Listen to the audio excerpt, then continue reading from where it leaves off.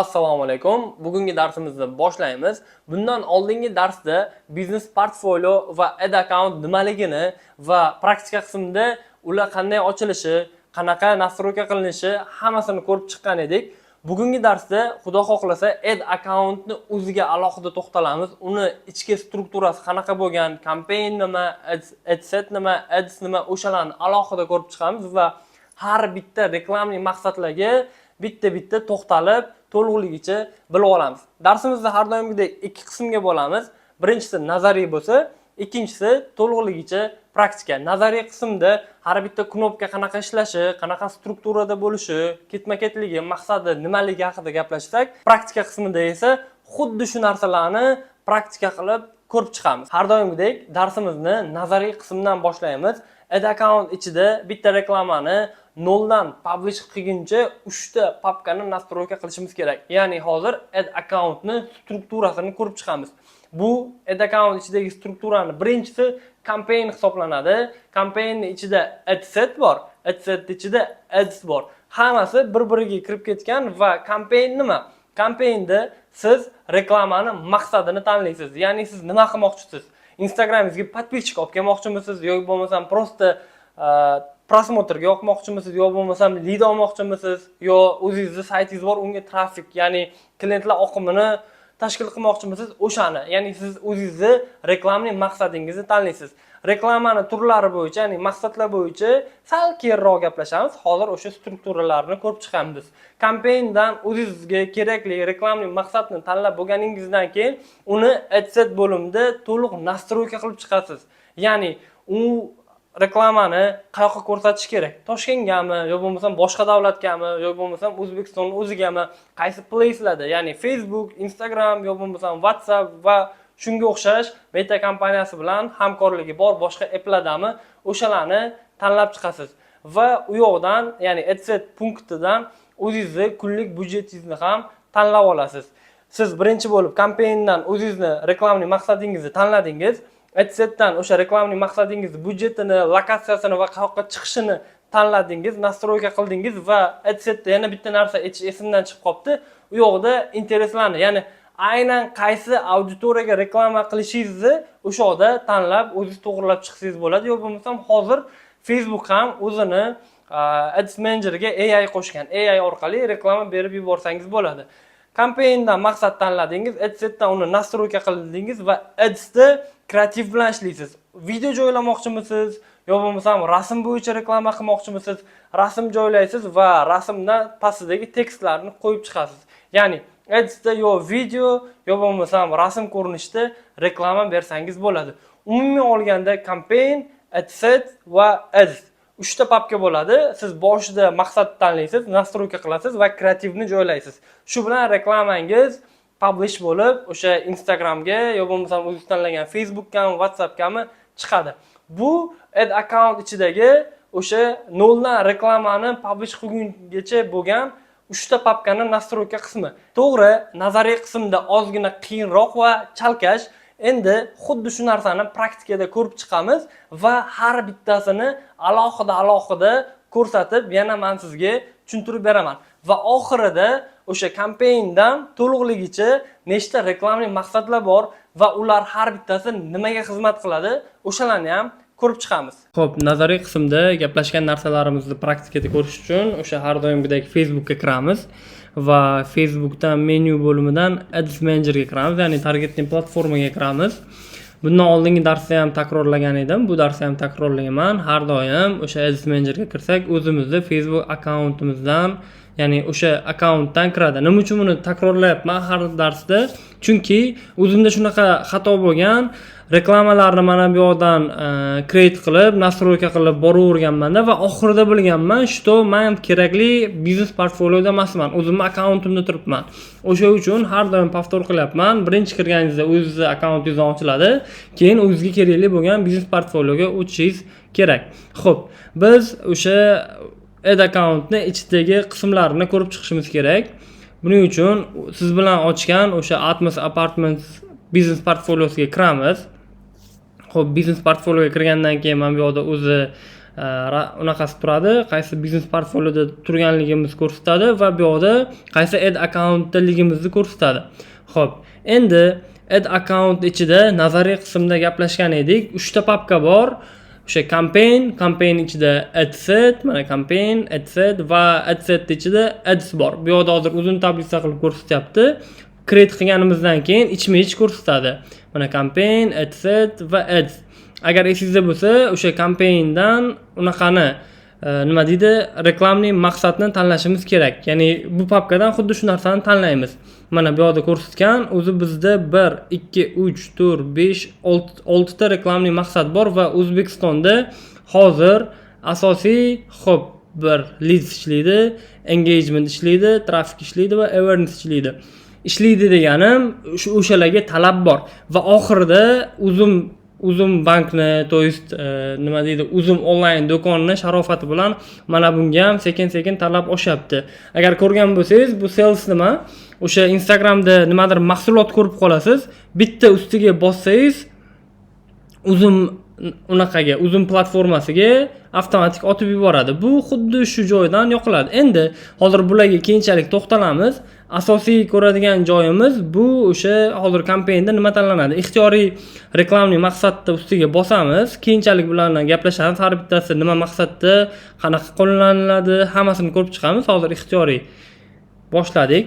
Xudo xolasa, mana bizda o'sha reklamning nastroyka qismi ochildi. Yuqorida aytib o'tganimdek, o'sha mana bu bizda campaign, bu adset va mana bu ads. Kampaniyada biz reklamning maqsadni tanladik. Agar bu yerdan reklam maqsadni tanlab, keyin uni izminit qilmoqchi bo'lsangiz, bemalol mana bu yerdan campaign objective ga kirib, edit qilib, maqsadni o'zgartirib bo'ladi. Напримерga hozir brend uznavaymizga biz reklama yoqib lekin fikrimizdan qaytdik, leadga yoqmoqchimizmi, leadga olib o'taversangiz bo'ladi. Endi bu joyda faqat o'sha reklamning maqsad tanlanadi va bu yerda A/B test bor va advantage campaign budget bor. Bularni xudo xolasa keyingi darslarda ko'rib chiqamiz. Hozir biz asosiy o'sha papkalarni, vazifalarini ko'rib chiqishimiz kerak. Umumiy olganda tushuntirib bera oldim deb o'ylayman. Что faqat kampanyadan mana shu reklamning maqsadlar tanlanadi. Endi reklamning maqsad tanladik va keyingi bo'limga o'tamiz, ya'ni adsetga o'tamiz. Adsetda biz reklamamizni to'liqligicha nastroyka qilamiz. Bu yerda, напримерga awareness maqsadda o'zining yana bir qator maqsadlari bor. O'shalar bizga kerakli joyini tanlaymiz. Xo'p, keyingisi qaysi pejga chiqish kerak, o'shani tanlaymiz. Keyin pastida kunlik budjet, ya'ni qancha bir kunda budjet sarflamoqchisiz? $5 ga reklama yoqmoqchimisiz? $10 ga, например, mana shu $5 narsani men $20 qilsam kunlik, men bu yerda unaqa ko'rsatish unaqasi darajasi oshadi. Agar men bu narsani kuniga $50 dan yoqsam, mana ko'rsangiz bo'ladi, yana ko'tarildi. Budjetingizga qarab shuncha rezultatingiz oshib ketaveradi. Va bu yerda start date bor. Qachon boshlasangiz bo'ladi, ya'ni напримерga siz reklamani hozir nastroyka qilib qo'yishingiz kerak, lekin ertaga yonish kerak. Bu yerdan ertangi kunni tanlab qo'yaverasiz va tugatish sanasi. Обычно tugatish sanasini biz o'sha reklama yoqqanda qo'ymaymiz. Nima uchun? Chunki o'sha qachon bizga reklamamiz effekt pasayib kelishni boshlasa, o'sha payt o'chirib qo'yamizda, boshqa unaqalarni, o'sha analitikalardan kelib chiqib, boshqa kreativni yaratishni boshlaymiz. Bu o'zingiz qo'ysangiz bo'ladi. Atak, напримерga kattaroq proyektlarda bu ruchnoy o'chiriladi, ya'ni reklamani tugatish vaqti kiritilmaydi. Xo'p, keyingi qismga o'tamiz. Bu yoqdan biz o'sha qayoqqa reklama bermoqchimiz, o'sha lokatsiyani kiritsangiz bo'ladi. Include qilsangiz bo'ladi. Напримерga faqat Buxoroga reklama bermoqchisiz. Buxoro teramiz. Xo'p, mana faqat Buxoroga. Endi meni reklamam faqat Buxoroga chiqsin va boshqa joyga chiqmasin desangiz, bu yoqdan add exclusions bosasizda va boshqa hamma viloyatlarni terib chiqasiz va reklamangiz faqat Buxoroga chiqib keladi. Xo'p, keyingi nastroykaga o'tamiz, pastroqqa. Bu yoqda o'sha unaqa o'zini AI ni aytibdi va xo'p, 1 daqiqa. Bundoq qilib o'sha AI bo'yicha bu yoqda nastroykalarni olib borsangiz bo'ladi. Ya'ni qaysi auditoriya ko'rsatmoqchisiz? 18 yoshdan, напримерga sizni reklamangiz 22 yoshdagi insonlarga to'g'ri keladi yo bo'lmasam 30 yoshdagi insonlargacha to'g'ri keladi. Shunga qarab mana bu yerdagi rezultatlar oshib ketaveradi. Va detailing target, ya'ni bu yerda AI o'zi reklama qiladi, siz prosta kreativ kiritasiz va AI o'zi auditoriyani tanlab reklama qilib boraveradi. Qo'shimcha qilib qo'ymoqchi bo'lsangiz, mana bu yerdan kiritib qo'yaverasiz. Naprimerga renting property, biz esingizda bo'lsa uy reklama qilyapmiz. O'shani hisobiga shunaqa kiritib qo'yaversangiz bo'ladi. AI ishlayveradi. Bu yerdan siz qo'shimcha kiritib qo'ysangiz bo'ladi. Endi pastroqqa tushamiz va placementda qayoqqa reklama bermoqchisiz? Bu yerdan advantage plus, ya'ni AI o'zi reklama qilishi mumkin Facebookga, WhatsAppga, Instagramga. Siz mana bu knopkani bosib o'zingiz reklama qilsangiz bo'ladi. O'zingiz tanlasangiz bo'ladi, to есть qaysi joylarga reklama chiqishini. Xo'p, obishni maslahat berardim. Bu bo'limda AI ishlatmaslikni, o'zingiz qaysi platformaga reklama berishingizda o'zingiz tanlashingizni. Bu platformada, ya'ni bu bo'limda esa AI maslahat beraman. O'zi juda zo'r topib o'sha reklama qilib ketaveradi.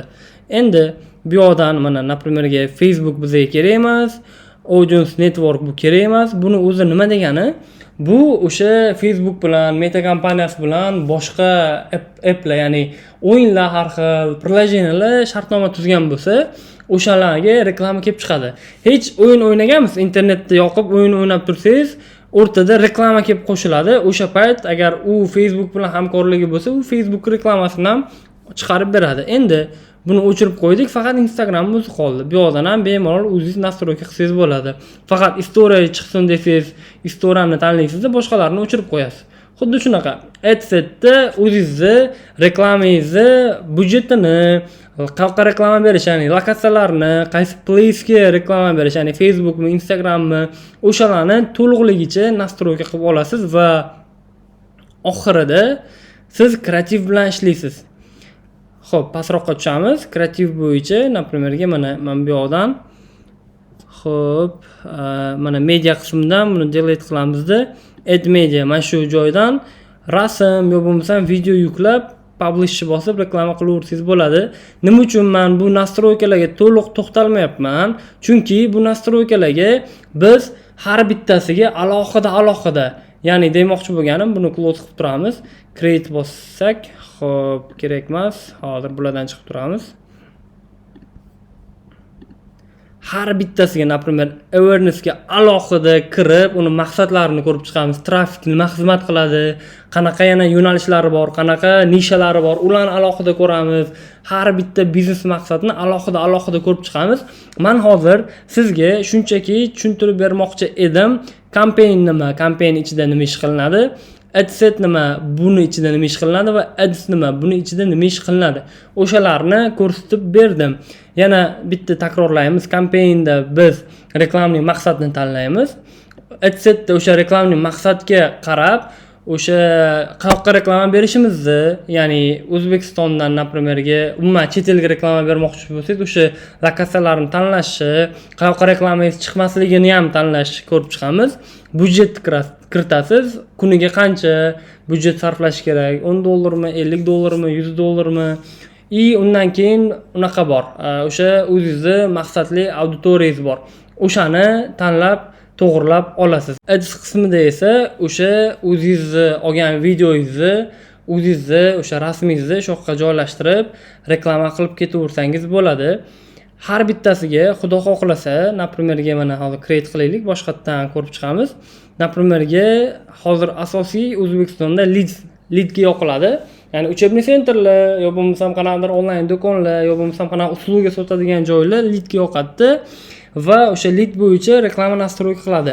Biz har biriga, ya'ni awarenessga qanaqa nastroyka qilinadi, qanaqa kreativ ishlatiladi, o'shalarni alohida ko'ramiz. Trafikka alohida ko'ramiz, engagementga alohida ko'ramiz. Bugun shunchaki mana shu kompaniyalarni, mana shu bo'limlarni qanaqa ishlashini, nima maqsadi borligini umumiy qilib gaplashib o'tdik. Bugungi darsimiz tugadi. Siz ad account ichidagi boshqa nastroykalarga hozircha boshingizni og'ritmay turing. Biz keyingi darslarda har bittasiga alohida to'xtalib chiqamiz. hozirgi sizni asosiy qiladigan ishingiz har bitta narsani o'zingizni bloknotingizga yozib oling. Ya'ni campaign nimaga ishlatiladi, adset nimaga ishlatiladi, ads nimaga ishlatiladi, ularni har bittasini o'zingiz uchun yozib oling va o'zingiz uchun primerni tasavvur hosil qiling. Nima maqsad bajaradi har bitta papka. Va undan tashqari ixtiyoriy reklamli maqsadni tanlang va o'zingiz uchun uni nastroyka qilib chiqing. Ya'ni adsetdan lokatsiyalarni, qayerga chiqishlarini, qiziqishlarini tanlab chiqsangiz, adsdan uni kreativlarini, primerni ko'rib chiqing, tekstlarni qarab chiqing. Shu hozircha bizni u ishimiz bo'lib turadi. Darsimiz tugadi. Salomat bo'ling.